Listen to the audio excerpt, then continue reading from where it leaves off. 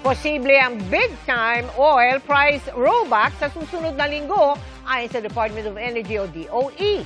Kung hanggang magkano at kung magtutuloy-tuloy na yan, alamin natin sa pagtutok ni Rafi Tima.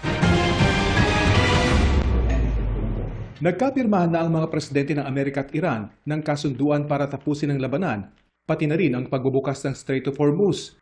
Kaya unti-unti nang dumarami ang mga oil tanker na nakakalusot dito. Dahil dyan, ayon sa Department of Energy, posibleng bumaba ang presyo ng produktong petrolyo sa susunod na linggo. Ang gasolina, baka 4 to 5 pesos ho tayo sa rollback.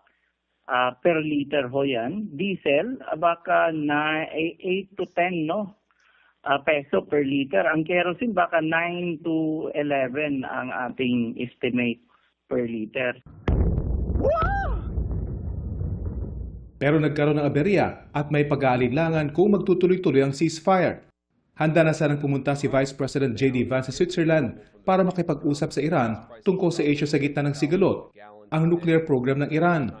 Pero bigla-biglang hindi itinuloy ang pag-uusap dapat ngayong araw. Ayon sa Switzerland, ipinagpaliban daw ang negosasyon pero walang ibinigay na petsa kung kailan. Pero kanina lang, sinalakay ng Israel ang Southern Lebanon. 18 katao ang namatay sa panibagong airstrikes. Gayunman, sinabi ng Department of Energy na hanggat mapanatili ng dalawang bansa ang tigil putukan, posibleng bumaba pa ang presyo ng produktong petrolyo. Tingnan natin na hanggang saan ang pag-settle. Remember na before the war, nasa 50 to 60 peso per liter tayo. Ngayon, nasa 70 to 80 tayo. Baka next week, nandun na tayo sa partly 60 to 7 to 80 pa.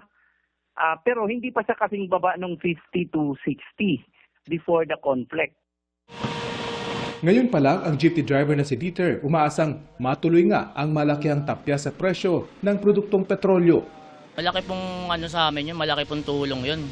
Kahapon, 350 pesos lang daw ang naiuwi niya sa pamilya dahil sa taas pa rin ang presyo ng diesel at tumal ng biyahe. Nakakalabing 5 oras na biyahe si Dieter araw-araw. Kahit nakatanggap daw siya ng ayudang 5,000 piso, maliit lang daw ang naging epekto nito. Kahit po sana wala ng ayuda balik na lang po yung dating diesel 49.50, yun malaking tulong na po sa amin yun. Kahit wala na pong ayuda.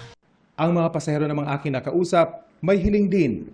Sana, pag ibinaba ang crudo o gasolina, kasamang ibababa din yung pamasahe. Ayun po tayo. Ganun din po. Kasama na rin ang basic commodities. Ayon naman sa DOE, ang kanilang abangan lamang ay kung magtutuloy-tuloy nga yung pinirmahang kasunduan sa pagitan ng Amerika at Iran sa isang permanenteng ceasefire dahil dito nakadepende kung tuloy-tuloy naman ang pagbaba ng presyo ng produktong petrolyo.